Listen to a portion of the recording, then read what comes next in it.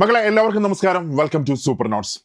RRB NTPC നിങ്ങൾ നന്നായിട്ട് പഠിച്ചുകൊണ്ട് നിൽക്കുന്ന ഒരാളാണ്, അടിപൊളി ട്രാക്കിലാണ് നിങ്ങൾ പോകുന്നത്. അങ്ങനെയാണെങ്കിൽ ഇവിടെ വെച്ച് നിങ്ങൾക്ക് സ്കിപ്പ് ചെയ്യാം, കാണേണ്ട ആവശ്യമില്ല.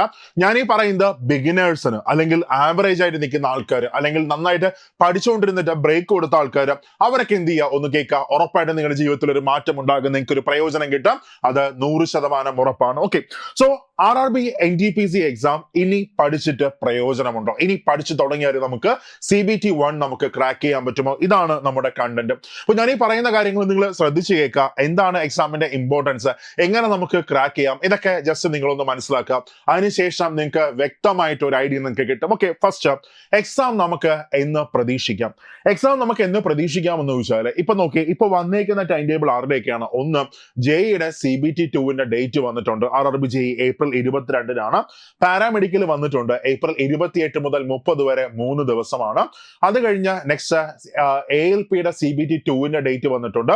അത് മെയ് 2 മെയ് 6 ഓക്കെ, അപ്പൊ അവിടെ അതിനുശേഷം മാത്രമേ ഇനി അടുത്ത ആര് വരത്തുള്ളൂ? NTPC എക്സാം വരത്തുള്ളൂ. ഇവിടെ ഫസ്റ്റ് മനസ്സിലാക്കുക, അതായത് NTPCയുടെ ഗ്രാജുവേറ്റ് പരീക്ഷ നമ്മൾ നോക്കുകയാണെങ്കിൽ 60 ലക്ഷം ആൾക്കാരാണ് ഇന്ത്യയിൽ അപ്ലൈ ചെയ്തത്.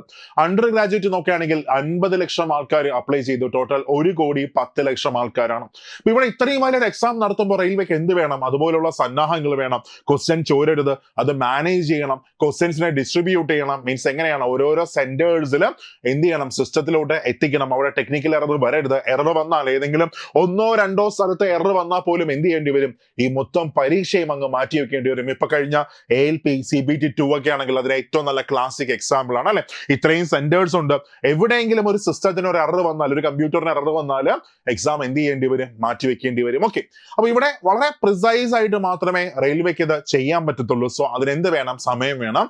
എന്ന് നമുക്ക് എക്സാം നമുക്ക് പ്രതീക്ഷിക്കാം. ഒരു മെയ് 15 ശേഷം എക്സാം നമുക്ക് പ്രതീക്ഷിക്കാം. മെയ് 20 ആ റേഞ്ചിന് സ്റ്റാർട്ട് ചെയ്യുന്നതാണ് എന്റെ വിശ്വാസം. മെയ് 20 മുതൽ ഒരു ജൂൺ 15 വെച്ചിട്ട് എക്സാം കംപ്ലീറ്റ് ചെയ്യാനാണ് സാധ്യത. ഞാൻ ഈ പറയുന്നത് ഗ്രാജുവേറ്റ് ആണ്. ദെൻ അണ്ടർ ഗ്രാജുവേറ്റ് നമ്മൾ നോക്കുകയാണെങ്കിൽ ഗ്രാജുവേറ്റിന് ശേഷമായിരിക്കും ഏത് വരുന്നത്? അണ്ടർ ഗ്രാജുവേറ്റ് വരുന്നത്. ഓക്കെ, അപ്പൊ ഇവിടെ ഫസ്റ്റ് എന്തുകൊണ്ട് ഞാൻ ഈ സമയത്ത് എക്സാം നടക്കുമെന്ന് പറയുന്നതെന്ന് ചോദിച്ചാൽ, നമ്മൾ SSCയുടെ കലണ്ടർ ശ്രദ്ധിക്കുകയാണെങ്കിൽ CGLന്റെ എക്സാം നടക്കാൻ പോകുന്നത് ജൂൺ ജൂലൈ മാസങ്ങളിലാണ്. അപ്പൊ ജൂൺ പകുതിക്ക് ശേഷമായിരിക്കും ഏത് സ്റ്റാർട്ട് ചെയ്യുന്നത്? CGL സ്റ്റാർട്ട് ചെയ്യുന്നത്. അപ്പൊ അതിന് മുമ്പായിട്ട് ഏതിന്റെ എക്സാം കാണും? NTPCയുടെ ഗ്രാജുവേറ്റ് ലെവൽ എക്സാം നമുക്ക് പ്രതീക്ഷിക്കാം. ഗ്രാജുവേറ്റ് ആയിക്കോട്ടെ, അണ്ടർ ഗ്രാജുവേറ്റ് ആയിക്കോട്ടെ, അവർക്ക് എന്ത് ചെയ്യാൻ പറ്റും? നടത്താനായിട്ട് പറ്റും. ഓക്കെ, ഒരു മെയ് 20 നമുക്കൊരു ഡേറ്റ് ആയിട്ടാണ്. അങ്ങനെയാണെങ്കിൽ തന്നെ ഇനി എത്ര ദിവസം ഉണ്ടാ? ഇപ്പോ ഇന്ന് എത്രയാണ്? ഏപ്രിൽ 6. അതായത് ഈ മാസം ഒരു 24 ദിവസമുണ്ട്, അടുത്ത മാസം ഒരു 20 ദിവസമുണ്ട്. സോ 44 ദിവസങ്ങളായി വിട്ടേക്കാം. മിനിമം 40 ദിവസം നമുക്ക് എക്സാമിനായിട്ട് നമുക്ക് കിട്ടും. മിനിമം നമ്മുടെ കയ്യിൽ എത്ര ദിവസമുണ്ട്? 40 ദിവസങ്ങളാണ് നമ്മുടെ കയ്യിലുള്ളത്. ഈ 40 ദിവസം എങ്ങനെ നമുക്ക് അടിപൊളി ഒരു സ്ട്രാറ്റജി നമുക്ക് ഉണ്ടാക്കാം? ഓക്കെ, ഫസ്റ്റ് നിങ്ങൾ പ്രിപ്പയർ ചെയ്ത് തുടങ്ങുമ്പോൾ, നിങ്ങൾ പഠിച്ചു തുടങ്ങുമ്പോൾ ഈ ഒരു ഫിഗർ നിങ്ങളുടെ മനസ്സിനകത്ത് വരണം. ഇത് AI ഞാനാണ് കേട്ടോ. ഓക്കെ, പോട്ടെ. അപ്പൊ ഇവിടെ ഈ ഒരു ഫിഗർ നിങ്ങളുടെ മനസ്സിനകത്ത് വരണം. അതായത് ഒരു ജോലി കിട്ടിക്കഴിഞ്ഞാൽ എൻ്റെ അവസ്ഥ എന്തായിരിക്കും? ഒരു ജോലി കിട്ടുന്നതിന് മുമ്പുള്ള എൻ്റെ ഇപ്പോഴത്തെ അവസ്ഥ എന്താണ്? സോ എന്താണ് നമ്മുടെ ഒരു മാറ്റം എന്തായിരിക്കും ചോദിച്ചാൽ സിംപ്ലി ഇത്രയേ ഉള്ളൂ. ഒരു ജോലി കിട്ടിക്കഴിഞ്ഞാൽ നമ്മുടെ കയ്യിൽ ആവശ്യത്തിലധികം എന്ത് കാണും? കാശ് കാണും. ഓക്കെ, വളരെ പൈസ ഉള്ളവർക്ക് പറയാൻ പറ്റും ജീവിതത്തിന്റെ ഏറ്റവും വലിയ ലക്ഷ്യം കാശൊന്നുമല്ല, എന്റെ സന്തോഷമാണ്, ഹാപ്പിനെസ് ആണ്, ബാക്കിയെല്ലാം നല്ല കയ്യിൽ കാശുള്ളവർക്കൊക്കെ പറയാൻ പറ്റും. ഇല്ലാത്തവർക്ക് ഏത് തന്നെയാണ് വലുത്? കാശ് തന്നെയാണ് വലുത്. ഓക്കെ, അപ്പൊ നമ്മുടെ കാര്യങ്ങളൊക്കെ ഭംഗിയായിട്ട് നടക്കും. നമുക്ക് സൊസൈറ്റിയിൽ നല്ലൊരു നില നമുക്ക് കിട്ടും, ഒരു വില നമുക്ക് കിട്ടും. പിന്നെ അത് കഴിഞ്ഞ നെക്സ്റ്റ് വൺ, നമ്മുടെ അംബീഷനെ നമ്മൾ ഫോളോ ചെയ്യുമ്പോൾ നമുക്ക് കിട്ടുന്ന ഒരു സന്തോഷം ഉണ്ടല്ലോ. നമ്മുടെ പാഷനെ ഫോളോ ചെയ്യുമ്പോൾ നമുക്ക് കിട്ടുന്ന ഒരു സന്തോഷം. നമ്മൾ ഇത്രയും പഠിച്ചു, ഇത്രയും കഷ്ടപ്പെട്ടു, എഫേർട്ട് കൊടുത്താൽ റിസൾട്ട് കിട്ടുന്ന ആ ഒരു മൊമെന്റ്, ആ ഒരു സന്തോഷം നമുക്ക് കിട്ടും. അതായത് ഇങ്ങനെ വേണമെങ്കിൽ പറയാം, നമ്മുടെ ഒരുപാട് വർഷത്തെ അധ്വാനത്തിന്റെ ഫലം. ഒരുപാട് വർഷം എന്ന് വെച്ചാൽ ചിലപ്പോൾ നിങ്ങൾ ആലോചിക്കും, ഞാനിപ്പോൾ പഠിച്ചു തുടങ്ങിയിട്ട് അപ്പോൾ 1 വർഷം ആയാലേ ഉള്ളൂ, പിന്നെ എങ്ങനെയാണ് ഒരുപാട് വർഷത്തിന് അധ്വാനം കിട്ടേണ്ട? ഒന്ന് ആലോചിച്ച് നോക്കെ, നിങ്ങൾ LKG മുതൽ അങ്ങോട്ട് ഡിഗ്രി വരെ എന്തിനാണ് പഠിച്ചത്? അതായത് 12 പിന്നെ അത് കഴിഞ്ഞ് LKG UKG 2 വർഷങ്ങൾ, അടുത്ത 1 മുതൽ +2 വരെ 14 വർഷം, പിന്നെ അത് കഴിഞ്ഞടുത്ത ഡിഗ്രി 17 വർഷം. എന്തിനാണ് നിങ്ങൾ 17 വർഷം പഠിച്ചത്? എനിക്ക് വലുതാകുമ്പോൾ വലിയൊരാളാവണം, അതിനുവേണ്ടിയല്ല.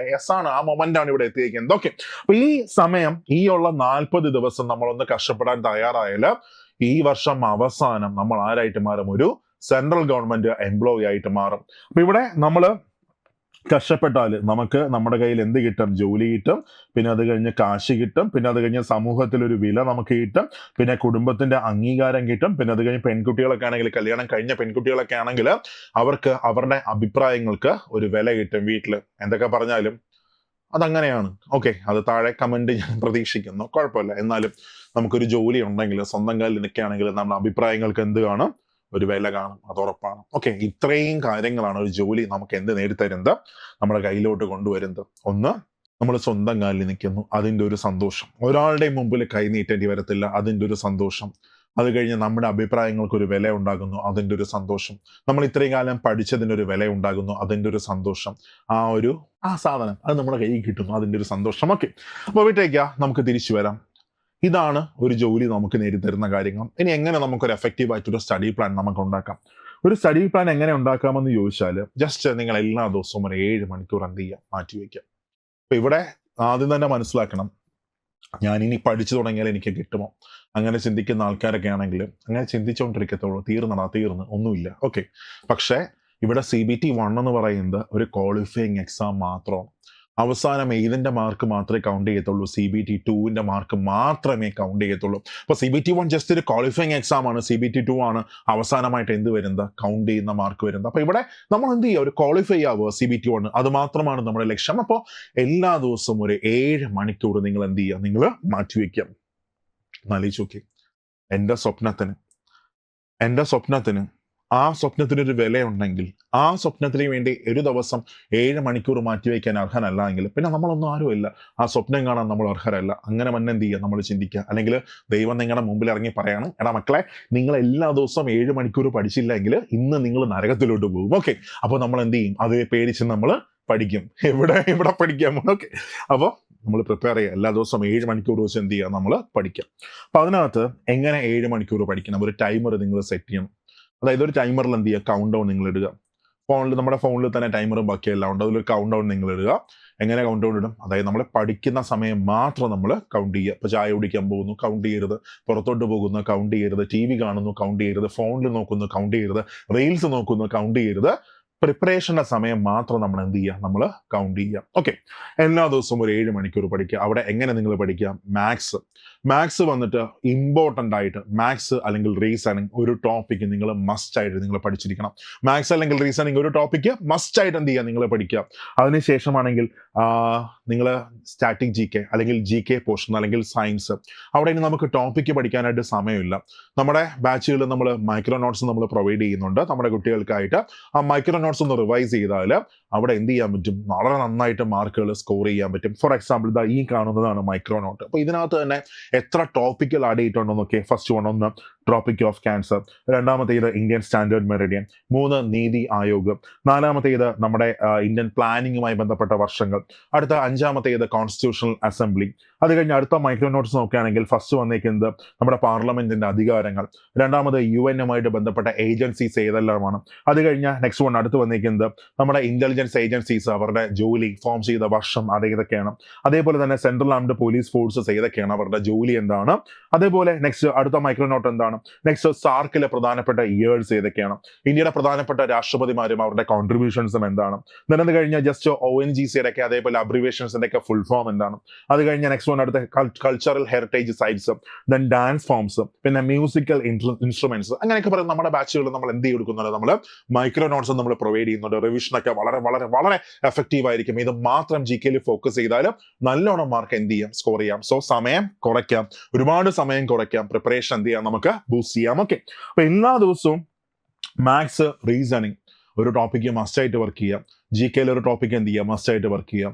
എല്ലാ ദിവസവും ഒരു 5 പേപ്പർ മൈക്രോ നോട്ട്സ് എന്ത് ചെയ്യുക? വായിച്ചുകൊണ്ടിരിക്കുക, റിവിഷൻ കൊടുത്തോണ്ടിരിക്കുക, പ്രോപ്പർ റിവിഷൻ കൊടുത്തോണ്ടിരിക്കുക. മാത്രമല്ല എല്ലാ ദിവസവും ഒരു 30 കറണ്ട് അഫയേഴ്സിന്റെ ക്വസ്റ്റ്യൻ നിങ്ങൾ എന്ത് ചെയ്യുക? നിങ്ങൾ പ്രാക്ടീസ് ചെയ്തുകൊണ്ടിരിക്കുക. മിനിമം 30 കറണ്ട് അഫയേഴ്സിന്റെ ക്വസ്റ്റ്യൻ നിങ്ങൾ പ്രാക്ടീസ് ചെയ്തുകൊണ്ടിരിക്കുക.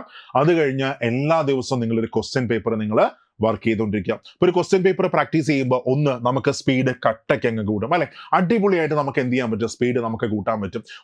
ഒരു ക്വസ്റ്റ്യനെ നമുക്ക് ഒരു 50 സെക്കൻഡിനകത്ത് നമുക്ക് എന്ത് ചെയ്യാൻ പറ്റും? സോൾവ് ചെയ്യാൻ നമുക്ക് പറ്റും. ഒന്നാമത്തെ നമ്മുടെ ബെനിഫിറ്റ് ആണ്. 2, നമ്മുടെ സ്ട്രോങ് ഏരിയ ഏതാണ്, നമ്മുടെ വീക്ക് ഏരിയ ഏതാണ്, ഇതൊക്കെ നമുക്ക് എന്ത് ചെയ്യാൻ പറ്റും? നമുക്ക് ഐഡന്റിഫൈ ചെയ്യാൻ പറ്റും. അത് കഴിഞ്ഞ് 3മതായിട്ട് ഏറ്റവും പ്രധാനപ്പെട്ട കാര്യം എന്താണെന്ന് ചോദിച്ചാൽ നമുക്ക് കൃത്യമായിട്ട് ഒന്ന് ആലോചിച്ചൊക്കെ ഒരു എക്സാം നമ്മൾ എഴുതാൻ പോകുമ്പോൾ ഇനി 40 ദിവസം മിനിമം നമ്മുടെ മുമ്പിലുണ്ട്. എല്ലാ ദിവസവും ഒരു ക്വസ്റ്റ്യൻ പ്രാക്ടീസ് ചെയ്യുമ്പോൾ 40 ക്വസ്റ്റ്യൻസ് പ്രാക്ടീസ് ചെയ്ത എക്സ്പീരിയൻസ് ആയിട്ടാണ് നമ്മൾ എന്ത് ചെയ്യാൻ പോകുന്നത്, എക്സാം എഴുതാൻ പോകുന്നത്. 40 യുദ്ധങ്ങൾ നടത്തി നമ്മൾ 41ാമത്തെ യുദ്ധം നമ്മൾ എന്ത് ചെയ്യാൻ പോകുന്നു, നടത്താൻ പോകുന്നു. അപ്പോൾ ആ ഒരു രീതി നിങ്ങൾ ഫോളോ ചെയ്യാം. സോ മസ്റ്റ് ആയിട്ട് മാത്സ് റീസണിങ് ഒരു ടോപ്പിക്ക് പഠിക്കാം. അത് കഴിഞ്ഞ് GK ഒരു ടോപ്പിക്ക് നോക്കുക, പ്രോപ്പറായിട്ട് റിവിഷൻ കൊടുക്കുക. എല്ലാ ദിവസവും 5 ടോപ്പിക്കൾക്ക് റിവിഷൻ കൊടുക്കുക, അല്ലെങ്കിൽ 5 മൈക്രോ നോട്ട്സ് എന്ത് ചെയ്യുക, നിങ്ങൾ ഫോളോ ചെയ്യുക. നിങ്ങളെ മാത്സ് റീസണിങ് പഠിച്ചത് മറക്കാതിരിക്കാനായിട്ട് എല്ലാ ദിവസവും അതിന്റെ ക്വസ്റ്റ്യൻസ് നിങ്ങൾ പ്രാക്ടീസ് ചെയ്യുക. കറണ്ട് അഫേഴ്സ് നിങ്ങൾ എന്ത് ചെയ്യുക, കറണ്ട് അഫേഴ്സ് നിങ്ങൾ 30 ക്വസ്റ്റ്യൻസ് വെച്ച് നോക്കുക. പിന്നെ അത് കഴിഞ്ഞ് ഞാൻ നേരത്തെ പറഞ്ഞ പോലെ ക്വസ്റ്റ്യൻസ് മാക്സിമം വർക്ക്ഔട്ട് ചെയ്യുക. ഇത്രയും കാര്യങ്ങൾ നിങ്ങൾ ചെയ്യാൻ തയ്യാറാണെങ്കിൽ ഈ CBT1 നിങ്ങൾക്ക് എന്ത് ചെയ്യാൻ പറ്റും, ഈസി ആയിട്ട് പാസ്സാവാൻ പറ്റും. ഞാനാ പറയുന്നത്, ഉറപ്പാണ്. ഇത്ര നിങ്ങൾ ചെയ്തിട്ടുണ്ടോ, CBT1 നിങ്ങൾക്ക് പാസ് ചെയ്യാൻ പറ്റും. അതായത് ഞാൻ പറയുന്നത് ഫസ്റ്റ് റാങ്ക് മേടിക്കാനോ സെക്കൻഡ് റാങ്ക് മേടിക്കാനോ ഒന്നുമല്ല. CBT1 നമുക്ക് പാസ്സാക്കാൻ പറ്റും. പിന്നെ CBT2 ആണ് നെക്സ്റ്റ് വരുന്നത്. പിന്നെ നമുക്ക് പ്രിപ്പറേഷൻ എന്ത് കിട്ടും, നമുക്ക് സമയം കിട്ടും. ലാസ്റ്റ് കൗണ്ട് ചെയ്യുന്ന മാർക്ക് ഏത് മാത്രമേ ഉള്ളൂ, CBT2 മാത്രമേ ഉള്ളൂ. അപ്പോൾ ഇങ്ങനെ നിങ്ങളൊന്ന് ട്രൈ ചെയ്ത് നോക്കണം. അപ്പോൾ ഒരു സാധനവും മിസ്സാവത്തില്ല. പ്രോപ്പറായിട്ട് നമ്മൾ പഠിക്കുന്നുണ്ടോ, യെസ് പഠിക്കുന്നുണ്ട്. ക്വസ്റ്റ്യൻ പ്രാക്ടീസ് ചെയ്യുന്നുണ്ടോ, റിവിഷൻ കൊടുക്കുന്നുണ്ട്. അത് കഴിഞ്ഞ് നെക്സ്റ്റ് വൺ മൈക്രോ നോട്ട്സ് നോക്കുന്നുണ്ടോ, യെസ് നോക്കുന്നുണ്ട്. പെർഫെക്റ്റ് സ്റ്റഡി പ്ലാൻ എന്ത് ചെയ്തു, നമ്മൾ സെറ്റ് ചെയ്തു.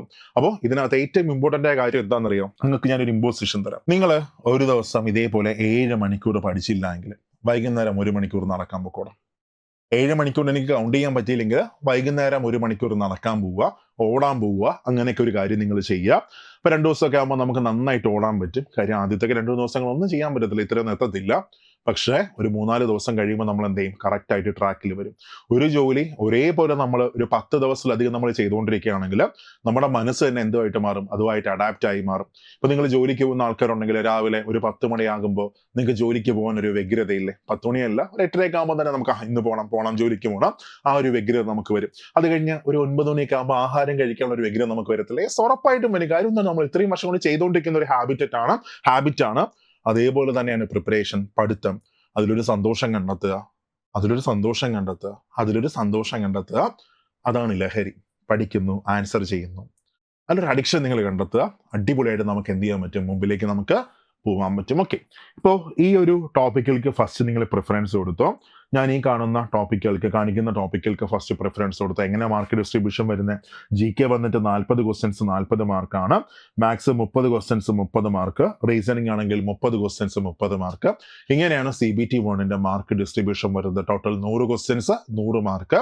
അപ്പോൾ ഇതാണ് എക്സാമിന്റെ പാറ്റേൺ വരുന്നത്. 1.5 മണിക്കൂറാണ് എക്സാമിന്റെ സമയം. ഞാനിപ്പോൾ CBT1 മാത്രമേ എന്ത് പറയുന്നുള്ളൂ.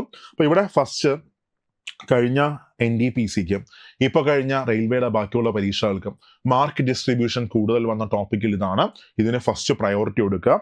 അതായത് ആവറേജ് 4 മാർക്ക് വരെ വന്നിട്ടുണ്ട്. LCM HCF ആണെങ്കിൽ 4 മാർക്ക് വരെ വന്നിട്ടുണ്ട്. റേഷ്യോ ആൻഡ് പ്രൊപ്പോർഷൻ 3 മാർക്ക് വരെ വന്നിട്ടുണ്ട്. പെർസെൻറ്റേജ് 3 മാർക്ക് വരെ വന്നിട്ടുണ്ട്. നമ്പർ സിസ്റ്റം 3 മാർക്ക് വരെ വന്നിട്ടുണ്ട്. അതേപോലെ സിംപ്ലിഫിക്കേഷൻ, മെൻസുറേഷൻ, ട്രിഗണോമെട്രി, ദെൻ അത് കഴിഞ്ഞ simple interest, compound interest 3 mark വരെ ക്വസ്റ്റ്യൻസ് വന്നിട്ടുണ്ട്. അടുത്ത time and work, area and volume, time, speed and distance, profit and loss, mixture and alligation, ഇതൊക്കെ ദെൻ ജോമെട്രി, ഇതൊക്കെ 2 മാർക്ക് വരെ ക്വസ്റ്റ്യൻസ് വന്നിട്ടുണ്ട്. സോ പഠിക്കുമ്പോൾ പ്രയോറിറ്റൈസ് എന്ത് ചെയ്യുക, കൂടുതൽ മാർക്ക് ഡിസ്ട്രിബ്യൂഷൻ വരുന്ന ടോപ്പിക്കൽക്ക് ഫസ്റ്റ് പ്രയോറിറ്റി കൊടുക്കുക. ദെൻ ഡേറ്റ ഇന്റർപ്രിട്ടേഷൻ, ആൾജിബ്ര, അത് 1 മാർക്ക് വരെയാണ് എന്ത് വന്നേക്കുന്നത്.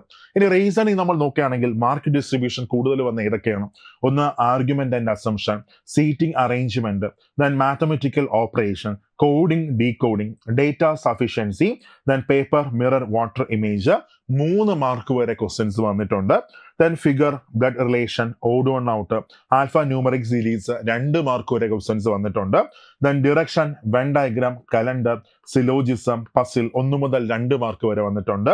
Then order and ranking, clock ഒക്കെ 1 മാർക്ക് വരെ ക്വസ്റ്റ്യൻസ് വന്നിട്ടുണ്ട്. സോ നിങ്ങൾ പഠിക്കുമ്പോൾ ഫസ്റ്റ് എന്ത് ചെയ്യാം, മാർക്ക് ഡിസ്ട്രിബ്യൂഷൻ കൂടുതൽ എന്ന ടോപ്പിക്കുകൾക്ക് പ്രയോറിറ്റി കൊടുക്കുക. ഓക്കെ, അത് കഴിഞ്ഞ് നെക്സ്റ്റ് GKയിലേക്ക് പോവുകയാണെങ്കിൽ അവിടെ എങ്ങനെയാണ് മാർക്ക് ഡിസ്ട്രിബ്യൂഷൻ വരുന്നത്, biology, then chemistry, physics 3 mark വരെ വന്നിട്ടുണ്ട്. ജോഗ്രഫി, രാജാവ് 4 മാർക്ക് വരെ വന്നിട്ടുണ്ട്. പൊളിറ്റി 4 മാർക്ക് വരെ വന്നിട്ടുണ്ട്. ഹിസ്റ്ററി, വലിയ രാജാവ് 6 മാർക്ക് വരെ വന്നിട്ടുണ്ട്. എക്കണോമിക്സ്, ദെൻ എക്കണോമിക്സ് നോക്കുകയാണെങ്കിൽ 3 മാർക്ക് വരെ വന്നിട്ടുണ്ട്. സ്റ്റാറ്റിക് GK വളരെ ഇമ്പോർട്ടന്റ് ആണ്. സ്റ്റാറ്റിക് GK 5 മാർക്ക് വരെ വന്നിട്ടുണ്ട്. കറണ്ട് അഫയേഴ്സ് 8 മാർക്ക് വരെയാണ് കറണ്ട് അഫയേഴ്സ് വന്നേക്കുന്നത്. ഇങ്ങനെയാണ് GK മാർക്ക് ഡിസ്ട്രിബ്യൂഷൻ കൂടുതൽ എന്ത് ചെയ്യുന്നത് വരുന്നത്. ഇനി നിങ്ങൾ നോക്കാം സ്ട്രാറ്റജിക്ക് പ്രധാനമായിട്ടും പഠിക്കുന്ന ടോപ്പിക്കുകൾ ഏതൊക്കെയാണ്. സ്ട്രാറ്റജിക്ക് പ്രധാനമായിട്ടും പഠിക്കുന്ന ടോപ്പിക്കുകൾ ഒന്ന് classical and folk dance important ആണ്. അവാർഡ്സ് ആൻഡ് ഓണേഴ്സ് ഇമ്പോർട്ടൻ്റ് ആണ്.